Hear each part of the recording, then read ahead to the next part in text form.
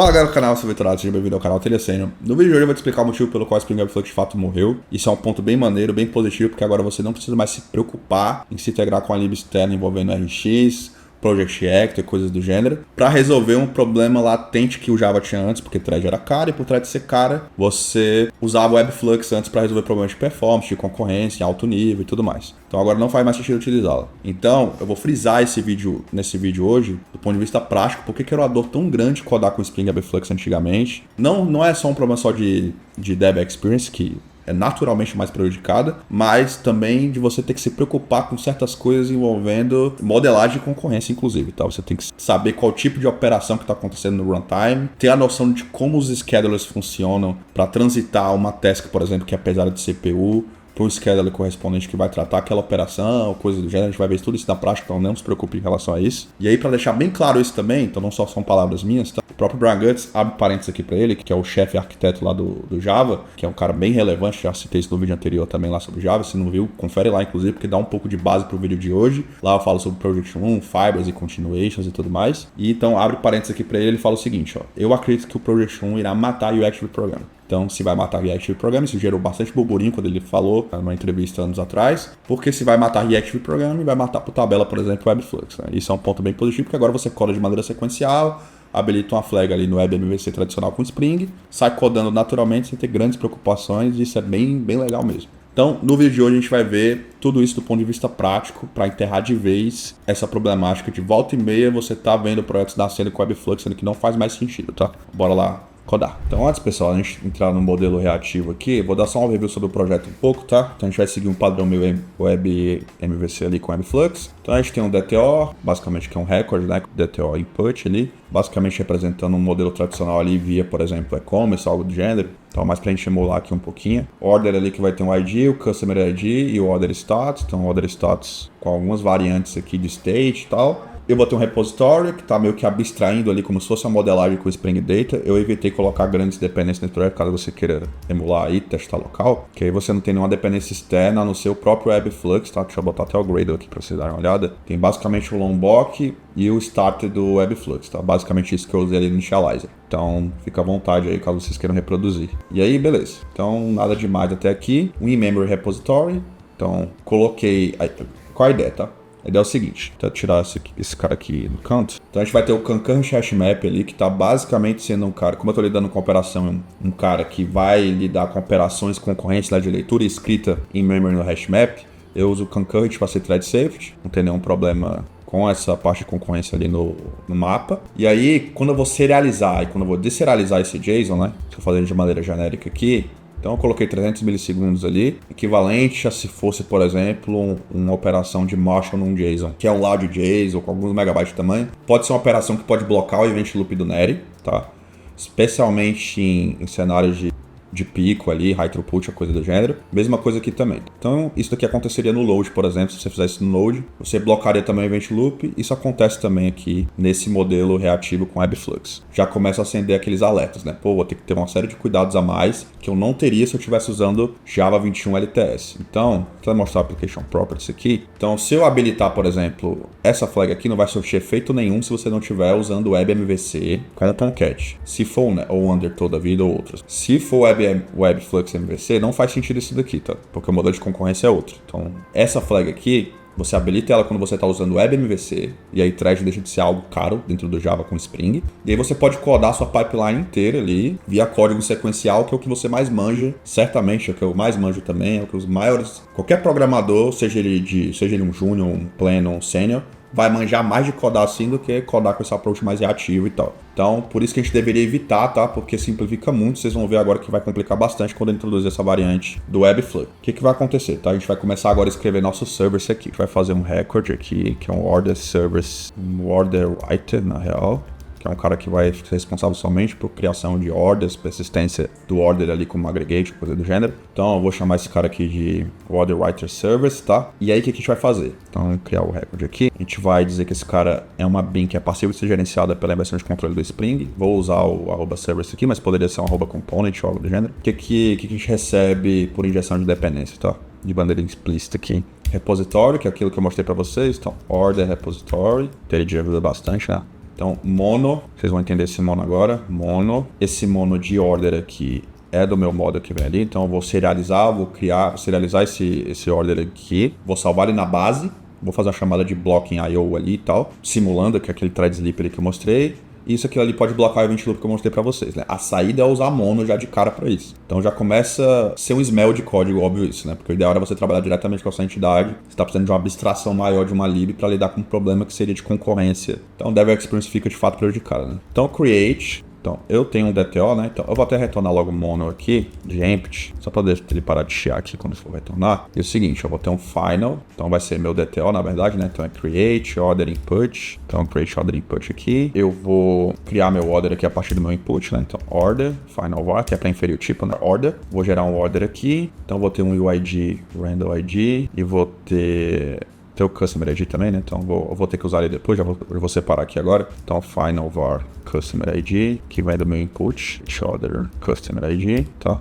Beleza. E aí, Customer ID aqui. E meu order status, né? Quando meu order nascer, ele já nasce com status dependente ainda, ou próximo, algo do gênero. Então o que acontece? Já perceberam que eu tive que involucrar meu order ali tradicional com o mono. O que é o mono em si, tá? Toda a vida na pipeline reativa, quando você está lidando com a criação, por exemplo, de um order ou de uma entity qualquer do seu domínio, coisa do gênero, né? Que está modelando ali seu banco, seu domínio e tal. Quando é ou é vazio, ou é um erro, estritamente como você está lidando com um cara, você está falando de mono. Quando é muitos, que é no caso de serializar um JSON, que é uma lista, por exemplo, você pode ter muitos, aí é um flux, ou você pode ter muitos erros, ou você pode ter algo vazio. Então aí você lida com flux exatamente. Então tem essa diferenciação. Já vai complicando, né? São mais conceitos para você entender, já vai se ligando aí à dor que era antes. Então o que eu vou fazer, tá? Eu vou até deixar mais claro, vou colocar aqui como mono, né, por enquanto. Final var, mono order, sei lá, created order. Só para vocês verem, tá? Vou fazer isso aqui inline depois. Mono from callable. Então, dado isso aqui, eu vou retornar, eu vou serializar order repository, save, então Customer ID,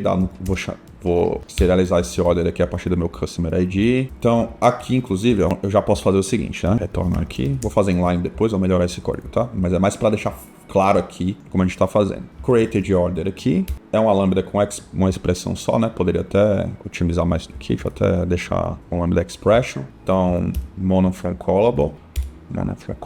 E aí vamos fazer a pipeline aqui, tá? O que acontece, tá? Esse mono from callable aqui, galera, seguinte, por que ele é importante? Como essa chamada de blocking IO, o que vocês precisam se ligar? Toda vida que eu tiver uma chamada que é blocking de IO, tá? Ou uma chamada que é blocante a nível de CPU, eu preciso involucrar essa chamada que eu tô fazendo ali, que é blocante, que vai basicamente blocar o event loop ali do Neri, que tá responsável por esquedular várias tarefas ali no seu runtime inteiro, então tem que ter muito cuidado.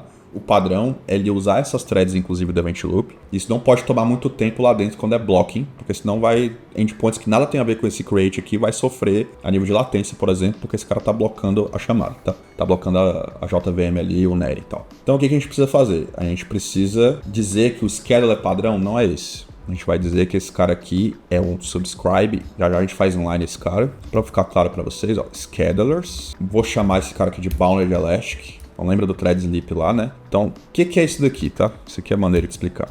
Então deixar bem explícito assim. Esse bounded elastic, o que ele está fazendo? Ele vai instanciar threads específicas para cada chamada de blocking IO. Nesse caso, o blocking IO, galera, ele é bem interessante porque assim, você poderia estar se comunicando com um driver que não tem suporte ativo e aí você poderia destinar pools, né? Threads específicas para lidar com essas chamadas. Só que esse cara, ele não fica de eterno no seu pool ali. Não é como um Spring Web MVC tradicional, que você tem um pool fixo e depois você pode ir alterando esse pool. Então ele vai crescer nessas threads, por isso é Elastic, ele vai crescendo nessas threads à medida que você vai fazendo chamadas que são blocantes, tá? Nesse caso aqui. E depois, quando ele cai em desuso, ele vai matando essas threads. Então por isso que é Elastic. É bem bacana, por isso que você economiza recurso no modelo desse. Né? Interessante. E aí eu vou colocar um do on next aqui também. Então até aqui eu não dei um subscribe, tá? Então esse padrão de observable aqui, eu ainda não dei um subscribe, eu tô dizendo aqui, ó. O que eu tô dizendo exatamente com isso? Estou dizendo que quando alguém dá um subscribe nesse cara, né? Então a ideia de observable, de esses patterns que envolvem observable, coisa do gênero, você precisa de algum cara que se inscreva no cara que está sendo a fonte que está emitindo os eventos ali.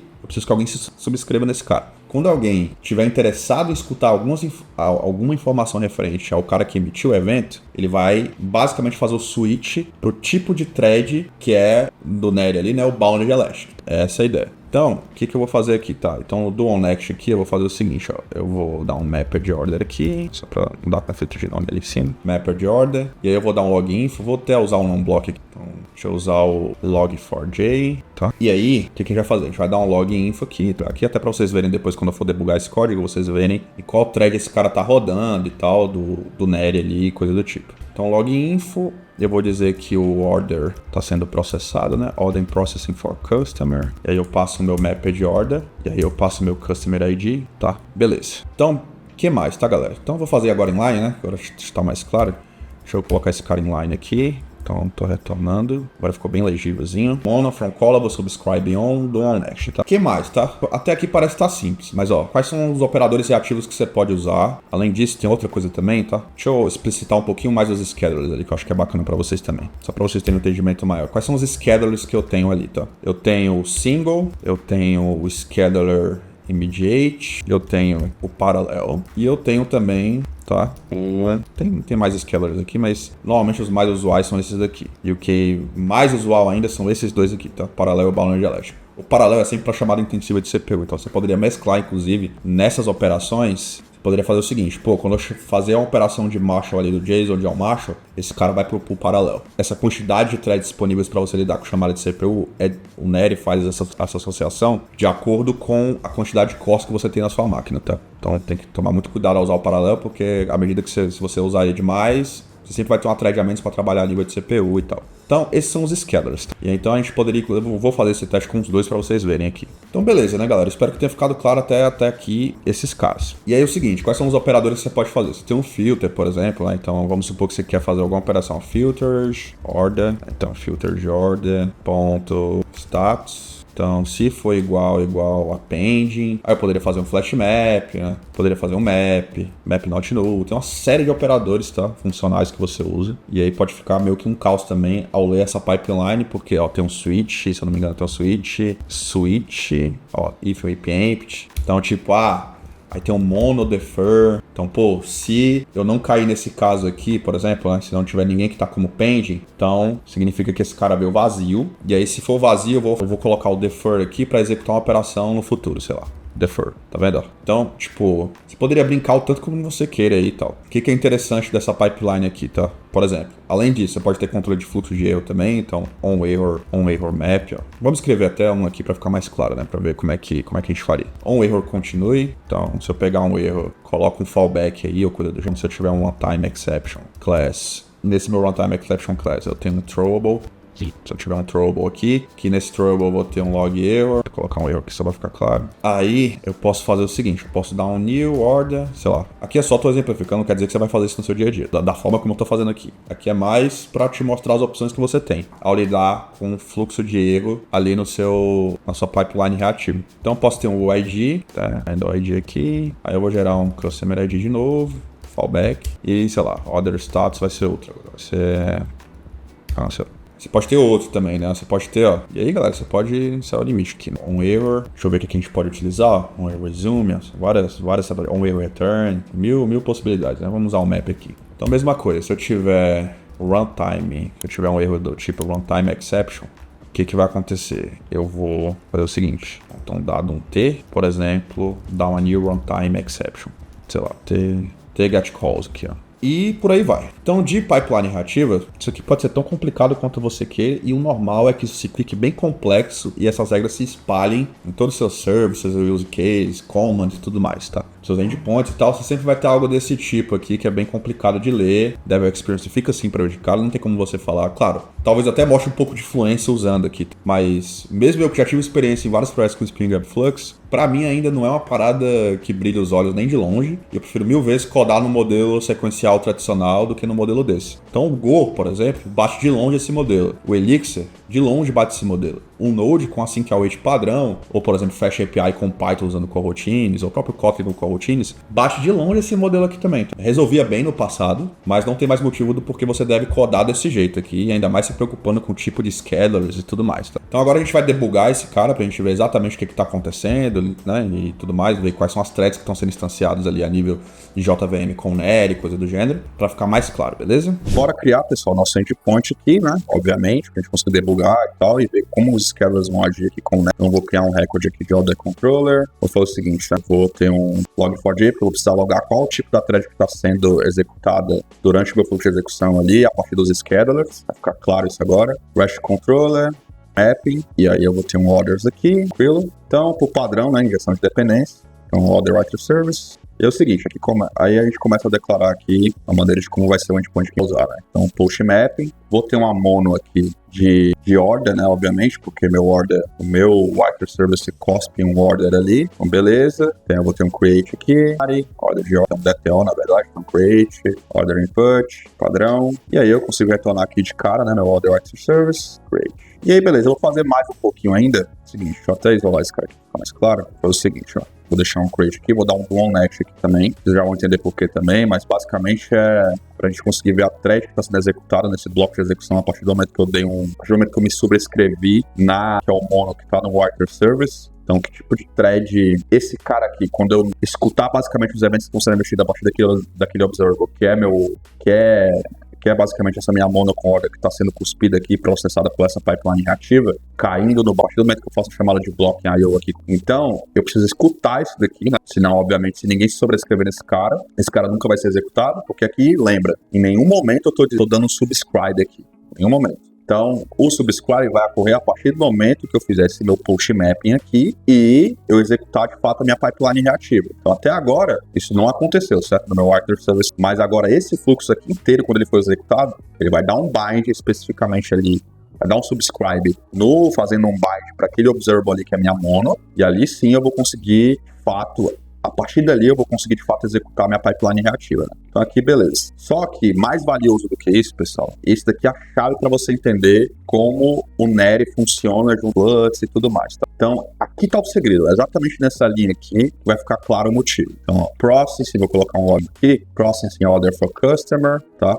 Então, inclusive vou colocar um breakpoint exatamente aqui, ó. O que acontece? Se você entendeu tudo o que eu falei, o natural seria mais ou menos você conseguir adivinhar exatamente em qual thread exatamente eu vou estar a partir do momento que eu executar esse fluxo de execução aqui especificamente. Então vamos executar aqui, ó, fazer o seguinte, eu vou deixar um breakpoint aqui, a gente vai debugar. Então vamos fazer o seguinte, ó, tá subindo aqui na aplicação e tal. Olha lá, ó. Aqui eu tô na minha thread main, certo? Subi, foi investida a dependência a partir do Spring, né, com a inversão de controle e tal, e eu tô na minha thread main ainda no meu processo. Até aqui nada demais, certo? Quando eu fizer um post para esse método, eu vou fazer um switch dessa thread main para uma outra thread. Aí que thread é essa? É meu boundary, é a partir do meu scheduler do paralelo? Ou é outro scheduler qualquer? Ou é do meu immediate ali, né, quando eu do scheduler? Qual scheduler é exatamente, né? Para qual thread exatamente, qual tipo está sendo executado e qual scheduler está chamando esse cara? Então, por padrão, bom que você entenda, antes da gente executar para você entender bem, por padrão eu vou cair no event loop e o Neri tem um grupo de event loops. Então, inclusive, no log4j vai mostrar exatamente em qual thread, de qual event loop esse cara tá rodando. Então, essa é a chave aqui. E aí, quando eu fizer um create com o dual next aqui e tal, onde eu tiver, aí onde de fato eu vou estar fazendo de fato o subscribe na minha chamada do service, tá? Que é esse cara aqui, ó, que só declarei, pô, quando alguém se sobrescrever, quando alguém se inscrever, quando alguém fizer um subscribe nesse cara aqui, certo? Desse create do order writer service, e eu fizer essa chamada de I/O que é blocking, porque lembra, tem um thread sleep lá de 300 milissegundos, são algumas eternidades com uma chamada padrão, inclusive em memory com um banco tradicional tipo um Redis, coisa do gênero, né? Algumas eternidades, foi mais pra gente simular mesmo. Então, quando eu fizer essa chamada de block em I/O, eu vou mover esse cara com um pool de threads específico do Boundary Elastic, que inclusive é infinito, ele cresce sobre demanda, e eu vou derrubando esse cara sobre demanda, tá? Tô sendo repetitivo para você entender bem, porque isso daqui eu sei que é complicado, não é? É tão simples de entender como um modelo sequencial tradicional, né? Então, beleza. Quando a gente for executar agora, o que vai acontecer, né? Então, eu vou deixar até float esse cara aqui, ó, e a gente vai executar ele. Eu tenho um curl aqui, que é esse cara aqui, a gente vai bater lá, beleza. Vou até dar um raio de novo aqui agora no terminal. Vamos ver agora exatamente o que está acontecendo. Então aqui, beleza, meu contexto, né? Meu order controller, tem um order writer service, tem um order repository. Esse order repository tipo in-memory repository, né? Para aqui também que está sendo instalado e tal. E a minha versão de controle, só para vocês terem um contexto aqui no debug. No meu console, o que acontece? Olha que legal, ó. Main, como eu falei. E agora que eu fiz o switch com a thread específica do event loop do Neri, isso é muito maneiro. Fica muito claro, fica visível o entendimento agora. Citou HTTP em I/O 2, ou seja, é um I/O não blocante, é uma thread que está sendo executado no event loop 2 do citor do Neri. Então, eu caí exatamente nesse caso. Se eu tirar o breakpoint e executar, e basicamente a gente encerra, né, agora, olha lá, bound elastic 1, certo? Eu tenho um log lá no meu writer service aqui, ó. Lembra que eu tenho um logzinho lá, tá? Então, order processing for customer. Eu tenho esse cara aqui nos meus logs, né? Beleza. E aí eu tenho um bound elastic ali, certo? Com do onesh, com order e tal. Então eu tenho 2 logs envolvendo esse cara, um no meu controller e outro no meu, um no meu controller e um no Other Writer Service. E aqui ficou claro agora. Vamos fazer o seguinte, vamos só trocar agora esse scheduler para ficar ainda mais claro. Então agora eu vou só fazendo uma operação. Esse aqui não é IO blocante, mas tem uma operação, por exemplo, na verdade você deveria combinar, né? Se fosse na prática mesmo, você teria que combinar e fazer uma pipeline reativa com paralelo e o bound elastic. Se o seu marshal desse JSON é uma operação custódia de CPU, porque por exemplo, é um large JSON. Mas enfim, aí já tá complicando, enfim, aqui é mais... Até porque o ideal é que vocês nem mexam mais com esse tipo de código, tá? A não ser que pegue um legado e tal, aí é bom até que você veja um pouco desse vídeo pra entender melhor, talvez servir como uma guideline, uma referência. Mas eu vou mover o pool de threads aqui, ó. Olha como é maneiro isso também, porque você move de um scheduler para outro, um pool de thread diferente de outro, só especificando via subscribe on aqui de maneira bem simples, né? Isso é legal também. Então vamos executar de novo aqui, ó. Deixar um